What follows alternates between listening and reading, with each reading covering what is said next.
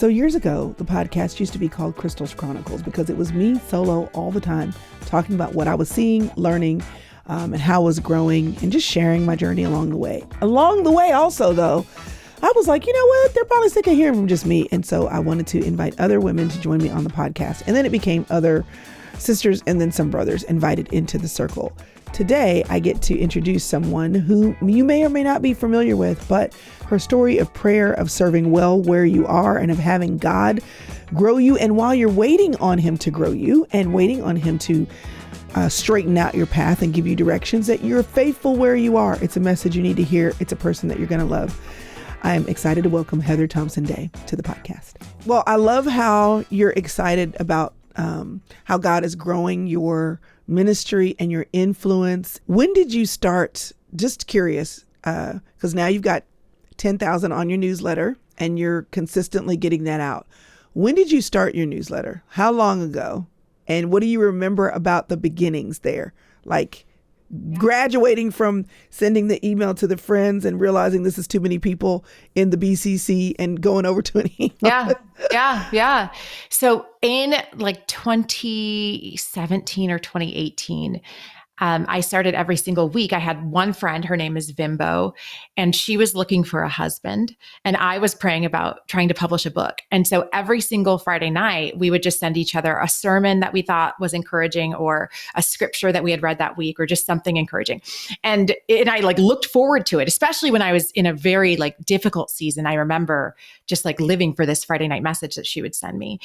And I was sharing it with my students because I was teaching at the time at Colorado Christian University. And this would be in now 2021. So this is several years later. And I told my students about this practice I had with my best friend. And they were like, I wish I had somebody that did that for me.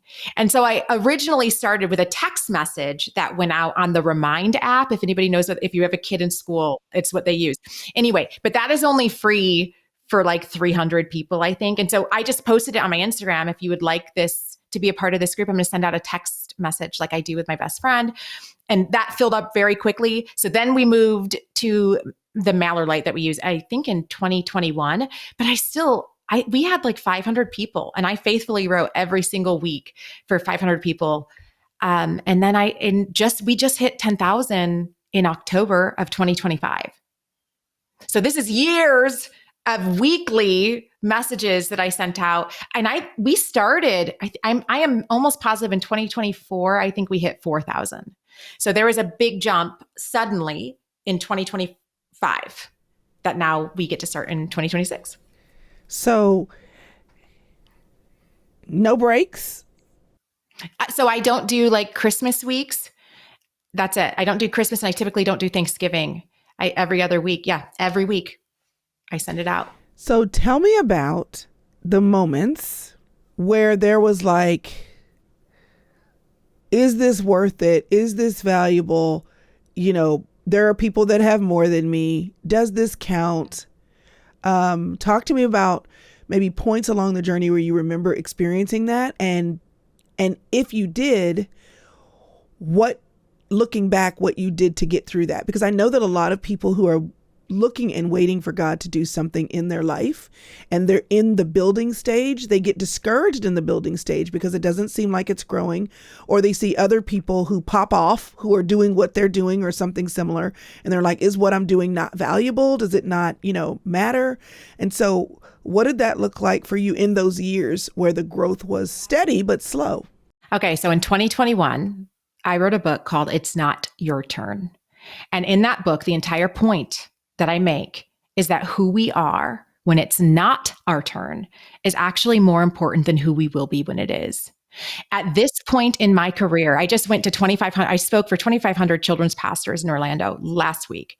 It is not hard for me to get on that stage. I know they're going to clap for me, right? These are adults who are there. It's going to go well, I would think. What was hard was in 2016, 2017, 2018, showing up with a box of pizza for a Bible study in the basement of my university, not knowing how many students would show up. That took character. That took integrity. That, I think, actually took an anointing from God to even stir my spirit to keep going. So who we are when it is not our turn is more important than who we will be when it is. So that, when I started the newsletter, by that time in 2021, it didn't matter to me anymore how many, and specifically with the newsletter. It took me a while to get there for book sales, but specifically for the newsletter, what I said to myself was, I can't control whether or not I'll ever publish another book. And actually, my dream wasn't to publish books, it was to write and to encourage people through writing. And I don't need an agent or a publishing house to give me permission to do that. And so the newsletter was my defiant way of saying, God, I'm going to do what I believe you've called me to do, regardless of whether or not anybody cares. Because for these 100 people that are signed up, they care. And I knew when it was just me and my friend Bimbo, because this started with a single text that I would send to my best friend on Friday night, she cared and I cared, and it was just the two of us. Right. So by 2021, when I started, it was never about the numbers. So in 2025, when we hit 10,000, that's when I remember I was sitting in my hotel room and I was like, oh my, I can't believe, God, that this has happened. I can't believe it. And very quickly I felt the Spirit say, and so what are you going to do with it?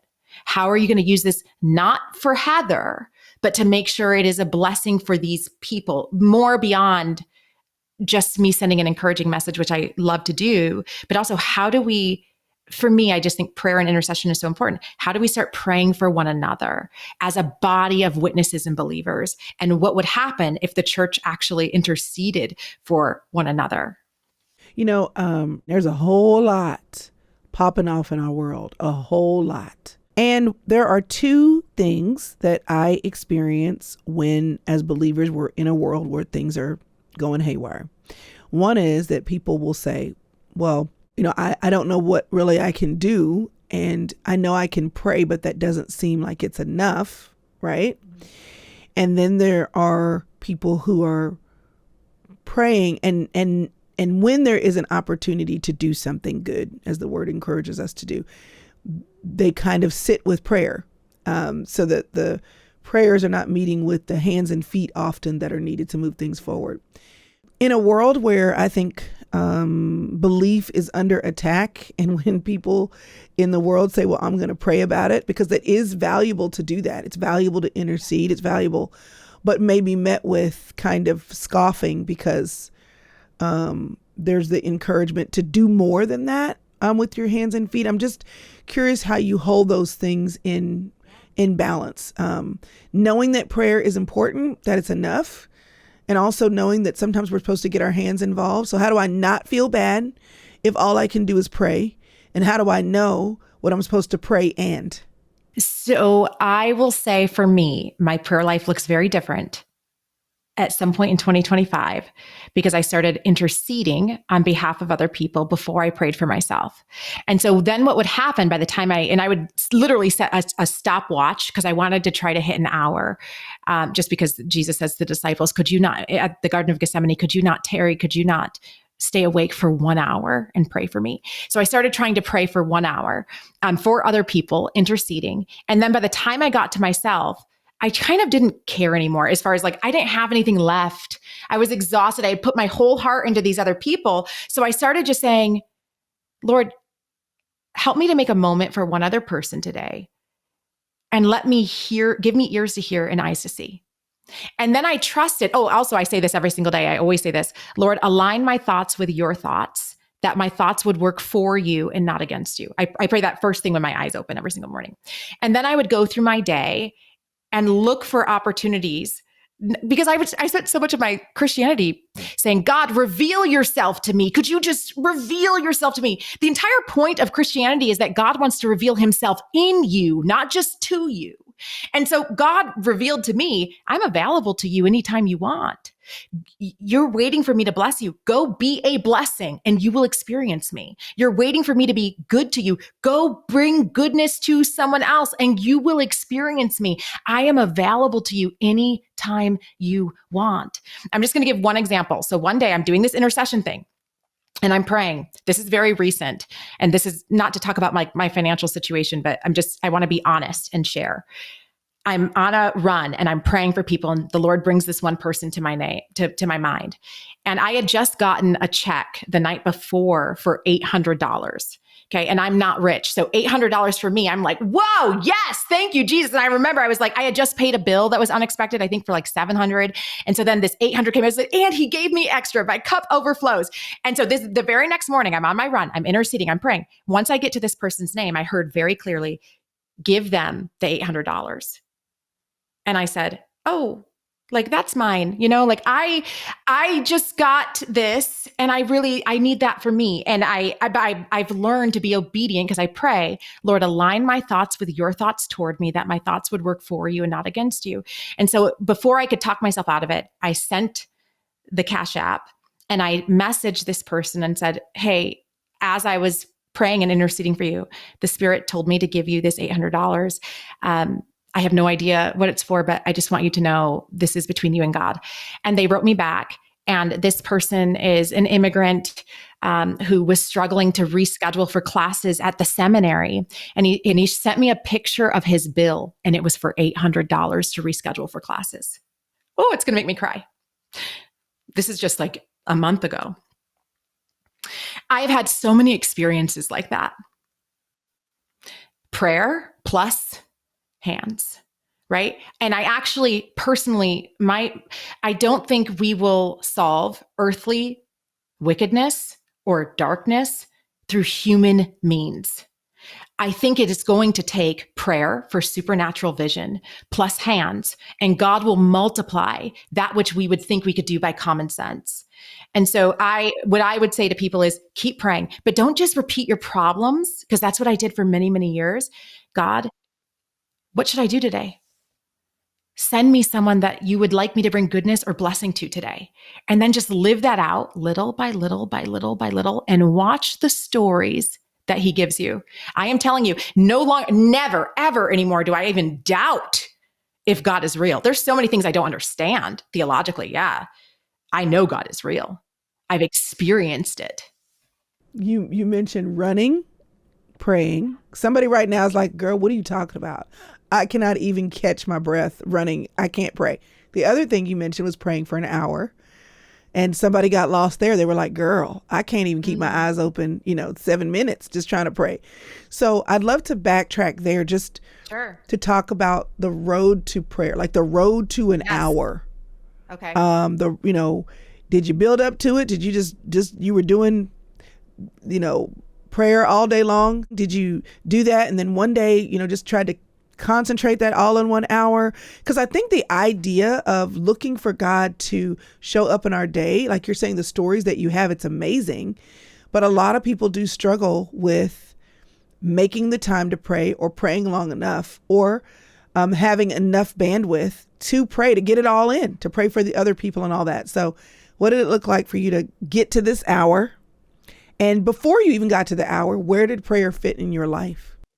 Yeah. Oh, let's go all the way back. It started for me when I had my first child. Honestly, for me, I was so poor that my sister was dropping diapers off on my doorstep and pretending it wasn't her. I remember I had my credit card declined at Walmart. I was trying to throw my daughter her first birthday party, and I had my credit card declined. I got everything I was having everybody over, and I was going to make the food myself, Pinterest mom. And when I realized I forgot paper plates, and so I ran back into Walmart and I came with the paper plates, and my card was declined for $2.50 of paper plates. And I was just so ashamed and embarrassed and discouraged, right? Because God, where is your blessing and your favor? And so it came from a place of desperation of like, literally I would get up at 5 a.m. because that was before my daughter woke up, and just get on my knees and say, I need help. Like, just help me. And so that's how it started. And that's what I'm saying. And I stayed there for a very long time as far as my prayer time being help me, just help me. And then little by little circumstances started to change. I finally got a full-time job. At that point I was teaching, I was adjuncting, which is where like you just teach a class and the university pays you like $2,500 a semester. So I was doing that for like 6 different institutions, driving all over, trying to do that. Also trying to get published and speak. And I just needed help. I made a commitment to myself back when I first got an iPhone. I will not check my phone until I've spent time with God. I won't even open it. I'm not going to Facebook, because back then everybody was on Facebook. I'm not going to open the Facebook notifications. So once I did that, once I decided, okay, it's okay if you don't spend time with God that day, but then you're not on any social media apps.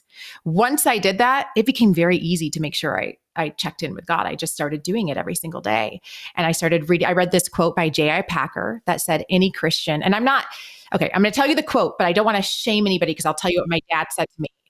J.I. Packer said, any Christian worth his salt will read I've added her, any Christian worth his or her salt will read the Bible cover to cover every single year.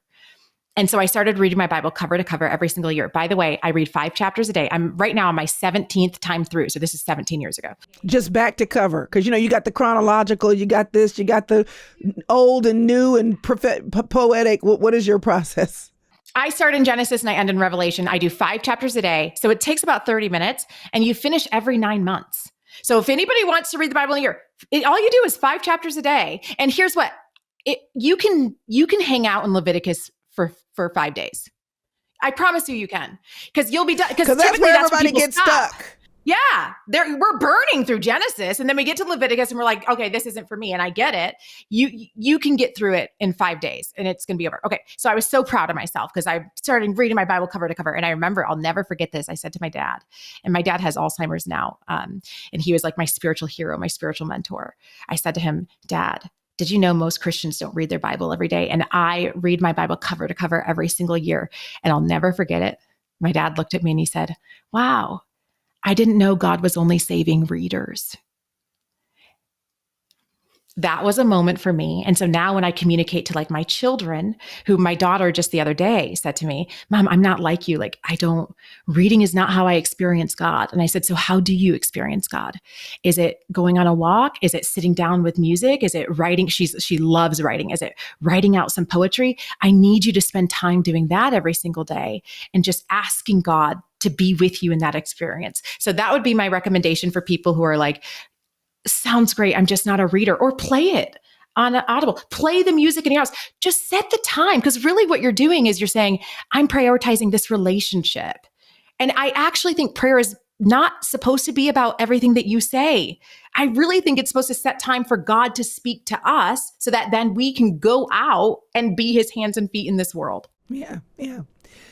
Well, I love how you say it started from a point of need. I can say that my longest and sweetest times in prayer are usually born. I taste them. It's almost like if you're on a fast, or if you haven't been able to eat, you've been not well, or maybe, you were in a season where just poor, you're just trying to just have a meal. When you finally get to eat something good, it's so much better. It's like the need, it creates a depth of reception that without need, it's sweeter. And then once you've tasted it, then you're like, I enjoy this. I want to keep enjoying this. So I love that. And because I think a lot of people are thinking because they're in need, or because, they're coming to God and they're like, I really just need, an answer, that I'm not spiritual, or I'm, because I'm not at a place where I'm just on my knees every day with the angels singing in the background, interceding for everybody, that's not a place that he can actually meet you in. And I think meeting God at your point of need is often where you get to know how sweet he really is, what it is to hear him, what it is to understand, what it is to get instructions for what you need to do. So the hour thing is recent, but before that, even when it was apart, it was just kind of throughout the day. So no, it was the mornings. I started my mornings because I remember I made a statement to my students one day. Because anyway, you spend a lot of time, I did, with my students. You hear a lot of difficulties. I had a student raise up her sleeves and show me the cigarette burns that her mother had placed there. Okay. I mean, I've had thousands and thousands of students. I've heard thousands and thousands of stories, and it changes you. And I made a commitment to my class where I said, I want you to know, before you step foot in this class, I will have prayed for you. And so that commitment to them, to this specific class, is something that I've tried to take into the rest of my life, at least with what God is putting in my hands and the people that are within my realm. I think it just helps to hear that that's where it started. And I think people can see you where you are now and go, well, of course. She speaks, she writes, she, has a platform. She's, of course, but they don't get the difference, that where they are, the $2 that wouldn't go through.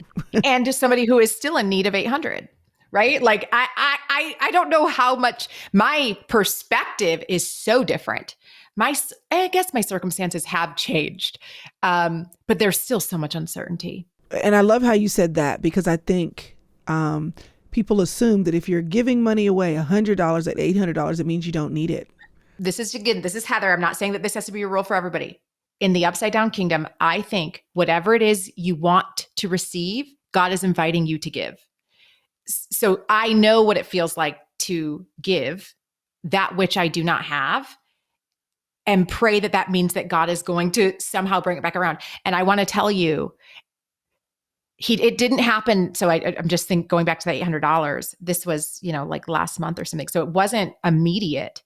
But in 2026, the calls that came for speaking, I got the highest honorarium offer that I've ever had in my entire ministry. And immediately what came to my mind was that $800 that at the time I didn't have to get. Literally, I used credit cards that month because I did not have it to give. So I don't know. I think that there are some things that can only be unlocked by us stepping into the need that we experience, but serving it to other people, if that makes sense. Yeah. And that's why we call it the upside down kingdom, because it doesn't make sense. So you wrote a book, What If I'm Wrong? Navigating the Waves and Fear and Failure. And my question is, why was that the book you were supposed to write? Oh, man. So that book came because my dad, who I mentioned earlier, was my spiritual hero, mentor, teacher. He was in Broadway. He was also a massive person that believed in chasing dreams. So he was in Broadway. He was in Jesus Christ Superstar. He was in Hair. He left all that because he felt like God called him into ministry. I watched him give his entire life to ministry. Every dollar he ever made, he put back into the ministry. And then get Alzheimer's when I was 25. And I started writing this book, I think, when I was 33 or something. And at this point, when we were talking about the next project, I was just thinking, I watched my dad give his whole life to God, and he has nothing to show for it. And I texted it to my mom, and I said, Mom, I watched Dad give his whole life to this thing and have nothing to show for it. And my mom texted me back 59 minutes later, though her read receipt said she had read it immediately. It took her 59 minutes to decide what to say to me. And she said, he has you to show for it. So I think you're wrong.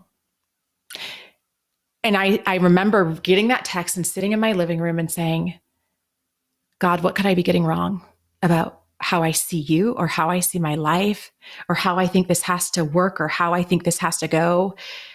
Reveal to me what I could be getting wrong. And that started a process for me. And that's what the book is about for other people. What could you be getting wrong about what God can still do? And you and I talked about this before we started recording. I think a lot of people, myself included, think that when God is with me, my circumstances will confirm it. And I am telling you just from my own experience, you have to live and believe that God is with you despite your circumstances. That is when I really think that is a person that the devil doesn't know what to do with. How do I stop somebody who isn't relying on circumstances to hope or to believe or to keep going? And so that's what I walk people through in What If I'm Wrong? So what has that looked like for you? When have you personally felt like you needed the message that you wrote for other people? Because listen, I'm telling you, one day I'm going to write a book on vacationing in Fiji, because I want that to be my lived experience. But most of the time, in my experience, we are writing about, our own experiences or the messages that we actually need to hear. So from your dad's experience, I can definitely see that being a part of that story. But I'm curious about what part of your story that message was for. Yeah. At the same time that I'm trying to figure out how to pay for my dad's nursing home, because nursing homes can be up to $10,000 a month. So I'm literally sitting with my sister and my mom trying to figure out, how do we pay for this is a horrible thing that happens to humans when we think about, how do I provide financial care to somebody who means everything to me and not let that feel like a burden. So I'm navigating that at the exact same time. My podcast that I had been doing for 3 years that was growing year to year just stopped growing and canceled the contract. That was a deep loss of income to me. At the exact same time, my university that I was teaching at, who had long story short, they wanted to renegotiate my contract. That wasn't going to work for me either. At the same time, the last book, I had written a book called I'll See You Tomorrow, which I'm still so proud of. It's Not Your Turn sold 5,000 copies in the first week. Okay. So I'm amped. I'll See You Tomorrow comes out. and it sells, I think, 500 copies in the first week. So as I'm writing What If I'm Wrong, I don't know that anyone's going to publish it, because you kind of have to sell books for a publisher to invest in your next one. Correct. Right. And so I'm sitting, I have all so much insecurity and instability in my life that I'm sitting with. And yet my mom, as I'm walking my block and praying, my mom thinks that the greatest thing of my dad's life and ministry is me. And I can't see it. Right. So that's where the book came from. And can I just tell you, I shouldn't say this because it's like at the very end of the book, this happens, but this is just such a God story. Of the 500 people who bought that book, I'll See You Tomorrow, one of them happened to be somebody who would become a multi-millionaire and come back and invest in my ministry, which is the only reason, because that contract that I lost and that job that was renegotiating my contract, she, not knowing what was happening in my personal life, she thought I was doing great, said, I can't explain it to you, but God is telling me to invest so that you can do ministry full time. These things at the same time that I'm looking at my ceiling saying, God, where are you? I have given where are you? The answers were there. I just hadn't had them revealed to me yet. And so I want people to trust what you cannot see. Did you think that you would be doing what you're doing now for the 15 years that you were in the educational arena and teaching? Yes. My dream, I only became a teacher because my dad, I told him, I'm going to be a writer. I'm going to write books. And he was like, people don't make money from writing. Like, you got to have a job and then have a job that lets you write. And so I literally became a teacher because I said, okay, I'll have summers off. I'll have all of the holidays and vacations, and it's going to let me be a writer. Speaking was never my dream. That wasn't something that I was seeking, but my husband was a pastor and they invited him to speak. And as they often do, they said, well, let your wife come speak to the girls. And I went and spoke to the girls. Actually, I can tell you because it was I write everything down. It was 14 years ago, this January 21st, I preached my first sermon. Actually, catch this. 12 years to the day that I preached my first sermon, this multimillionaire sent me a message saying, I want to invest in your ministry. 12 years to the day. I need you guys to listen to me. God is keeping anniversaries with you. You have long since forgotten. And this is why, again, another practice that I have is I write everything down. I write down my prayers. I write down the date that I started praying them. And then I write down the date that God answers. So that I was just on a flight to Orlando. I told you I was going to that pastor's conference. I'm sitting next to this man who's a Buddhist, and he says, where are you going? And so then I told him I'm going to this conference, and he was like, you want to know why I'm not a Christian? And I said, why? He said, Christians. He said, you explain to me why you have faith. And because I write down all of my prayers and I keep the dates and I've seen the anniversaries God has kept with me, I was able to very quickly share. I said, can I just tell you one story? And I tell him the story. And at the end, he was like, okay, that's really beautiful. That's really interesting. And we had like a 2-hour flight, and we just had the best time talking about the connections between Christianity and Buddhism. He's really big into bringing light into this world. I said, hey, I believe in bringing light into this world. We had an excellent conversation, but it wasn't an argument. Okay. A lot of times in Christianity, we just argue and we call it evangelism. Christ said, you shall be witnesses of me. I'm a communication professor, or I was for many years. The word witness means something. If I sit in a courtroom and they say, and start telling everybody what I believe happened, the judge will stop me and say, sweetie, thank you for sharing what you believe, but nobody cares. Tell us only what you have personally seen or heard. I believe the role of Christians, and this is why we do cross communication, is to tell people what we have witnessed. What have you personally seen and heard? Nobody is arguing with you about your personal experience. And so I write the dates so that I have a map of experiences and stories that I can tell, so that when God places me on an airplane next to a Buddhist man who says, I'm not a Christian because of Christians, I can say, let me tell you what I've seen. So now inquiring minds are like, hard left, are like, so where do you write this down? What kind of notebook do you use? What is your favorite pen? Can we divert for that for just a second? Yes, I keep a prayer journal. Okay. So like, is this a prayer journal that you... These are the pens that I use too. I don't. What pens? I don't know what brand they are. It's Zenith, Zennyth. It has a very fine tip. Because that matters. Point 5, It point 8, it matters. matters. And is the It prayer feels good. journal just some random book that you got and this is what you chose this year to be your prayer journal? Do you have a certain book that you always like to buy because you like the way the paper feels? So it's a random book that I bought when I decided I was going to start doing this. And now, yeah. And I continue the pattern. But there's no deep thought into the prayer journal. It's just a notebook. And here's that the reason why I'm write. asking you that, because somebody heard you and they're like, so what book do I need to get? And how is it organized? And, because we tend to wrap up our journeys in how did someone else do it exactly, when really the art and the science of how that person didn't isn't what's important after all. It's just that you're committed to writing it down. But I want you to write the dates. For me, that's the important piece, because I'm telling you, and maybe it's just me, I don't know. I am telling you, God keeps anniversaries. It's weird. There are so many times that I'm like, oh my goodness, it's 3 months to the day, 3 years to the day, 12 years to the day that I prayed this, that God answers. And that for me allows me to handle delay a little bit differently, because I have all this notes of the faithfulness of God. And so when it's delayed, I can trust that there is something that I cannot see. So I will ask this specific question because this has boggled my mind. Do you literally have one prayer request per page? How do you know how much time to leave before you answer? Oh, no, I don't. I go back and look for the prayer, because I'll remember that I had written it down, and then I go back and I put the date that it was answered. I was in the 6th grade and my teacher had something called the 2959 plan. I still have it. It was a whole binder that was like, these are your daily prayers, and these are your weekly prayers, and these are the prayers for the government. And I mean, it was this whole binder thing. And I, from then on, thought, think about being a young, impressionable girl. I'm like, in order for me to pray good, like I have to be super organized with how I do it.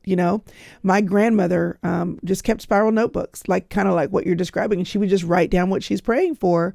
And then she would say, you need to make sure you tell me when God answers. Because if you don't tell me that, then I'm still praying about something that he's done with, And so you got to let me know.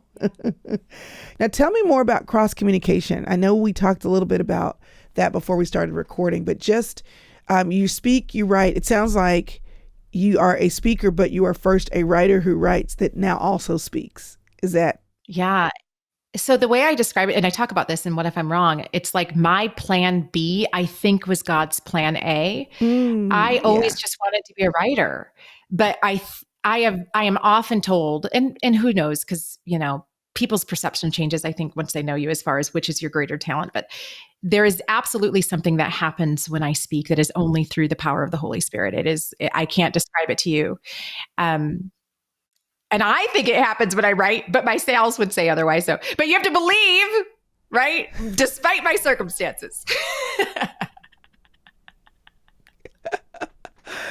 Oh, is this a thing? Is this like, how do I get, not separating this from God and what he wants to do and how enough is enough. And like you said, out of 500, there's one person that, like, all of that. Yeah. But you've mentioned it like 3 times. So tell me how you really feel about your book sales. Oh, no, that's the whole book. I talk about it all the time. And What If I'm Wrong? It's because it was my greatest dream. Like, this is how I remember. Actually, my therapist tells me that it's not normal, because I remember being like 5 or 6 and knowing I was supposed to write books. So it has always been so strange to me that hasn't been the arena that God has most blessed. But you're okay with that?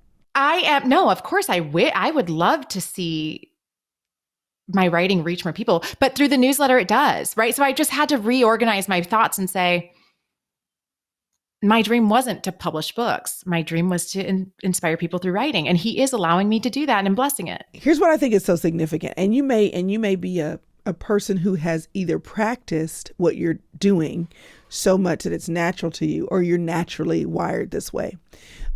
Priscilla, my sister, is naturally a Pollyanna. So whatever it is, she's just okay with it.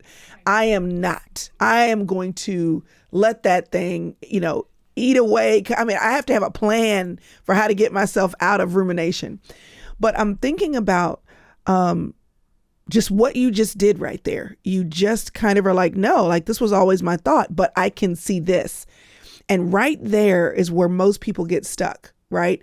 They wanted something or still want something and are so, even though God has done something else and they're grateful, they're so enamored, even if that's the correct word or not, with what's just quite hasn't turned over, that they get stuck there. And even in what God is doing, they are not fully leaning into that because they still either desire or believing that God is going to do something here, but what's wrong with this? You know what I mean? Like, why isn't it working? Is there something I'm supposed to do differently? And so I'm really curious about what happens in you and in your mind so that you don't get stuck there.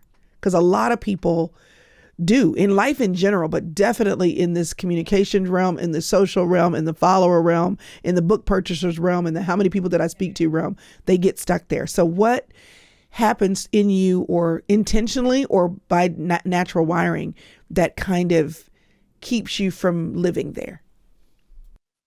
Okay.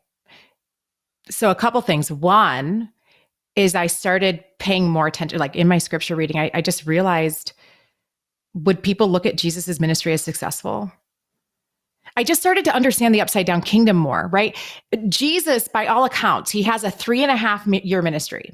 If I'm God and I'm planning 3.5 years, I'm going to make sure every stop I hit, there are baptisms and the crowds are applauding. And this is going well. Scripture says Jesus enters towns in which he will not do any miracles. Jesus. So for Jesus, the obedience to the work is the success, period. It's not, so most of my ministry life up until the last year, I said, okay, I'll do this as long as it's fruitful. Jesus was willing to allow his ministry in some towns to not be fruitful.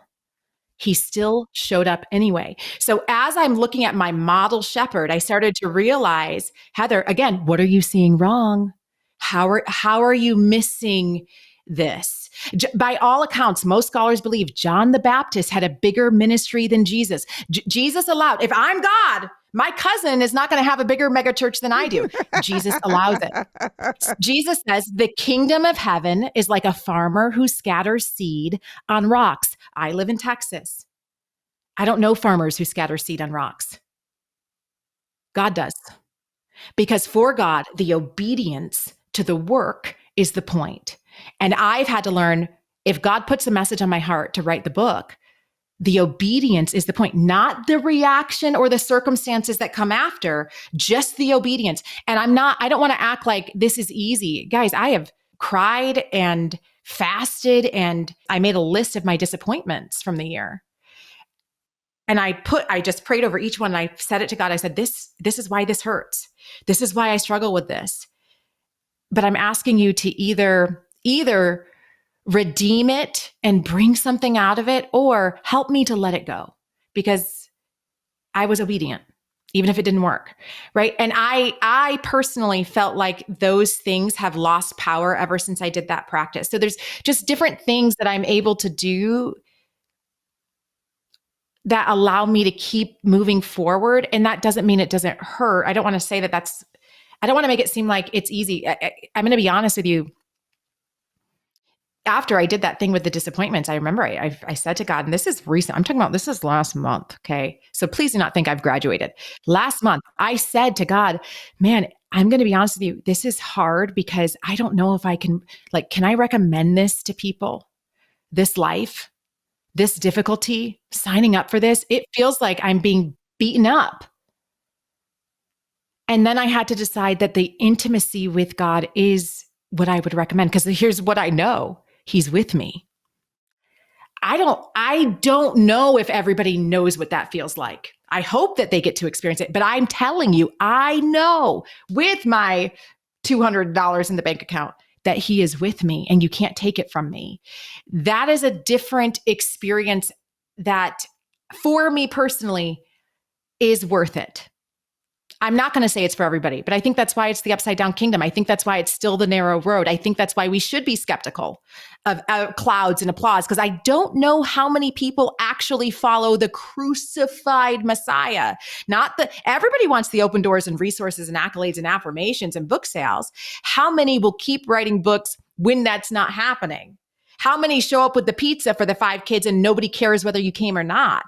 Who you are when it's not your turn is actually more important than who you will be when it is. That one right there. That set somebody free. So good.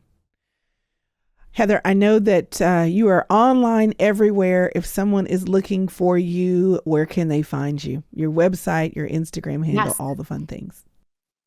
Yes, please check out my website, heatherthompsonday.com. Also, cross communication. We just launched a speakers directory. I am so excited about this. Please check it out. It's at crosscommunication.com. Yes. And if they want to join your newsletter, 10,000 Women, prayer, intercession, what's happening there? heatherthompsonday.com. heatherthompsonday.com. We're selecting one person. We're doing this all of 2026.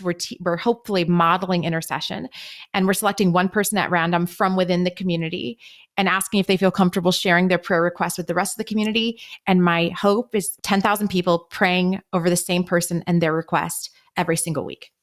I love that. I love that.